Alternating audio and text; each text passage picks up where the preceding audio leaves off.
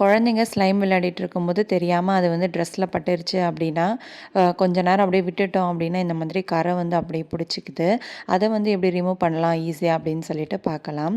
First வந்து அந்த கரை இருக்கிற இடத்துல நம்ம வந்து கோல்கேட் பேஸ்ட் இருக்குல்ல, அதை எடுத்து நல்லா வந்து அப்ளை பண்ணிவிட்டு, அதுக்கப்புறமா பழைய ப்ரஷ் இருந்துச்சு அப்படின்னா அதை வச்சு நல்லா வந்து இந்த மாதிரி ஸ்க்ரப் பண்ணிக்கணும். அதை வந்து ஒரு 5 மினிட்ஸ் நல்லா ஊற வச்சுட்டு, அதுக்கப்புறமா நல்லா கொதிக்க வச்ச ஒரு சுடு தண்ணி, ரொம்ப வந்து சூடாக இருக்கணும். அந்த சுடு தண்ணியை எடுத்துட்டு ஒரு பாத்திரம் கீழே வச்சுட்டு அதுக்கு மேலே வந்து இந்த தண்ணியை வச்சு நல்லா ஊற்றிட்டோம் அப்படின்னா அது வந்து அப்படியே வந்து உறிஞ்சி வந்துடும். அப்படி உறிஞ்சி ஃபுல்லாகவே வரலை அப்படின்னா நீங்கள் வந்து மறுபடியும் அந்த ப்ரஷ் எடுத்து நல்லா வந்து அதை ஸ்க்ரப் பண்ணி எடுத்தீங்க அப்படின்னா எந்தெந்த இடத்துல இருக்கோ அந்த இடத்துல நல்லா தேய்ச்சிங்க அப்படின்னா கரெக்டாக வந்து வந்துடும். ஃபைனலாக நான் வந்து 2 தடவை பண்ணிட்ட பிறகு இந்த மாதிரி சூப்பராக கிளியர் ஆகிடுச்சு. கண்டிப்பாக ட்ரை பண்ணி பாருங்கள்.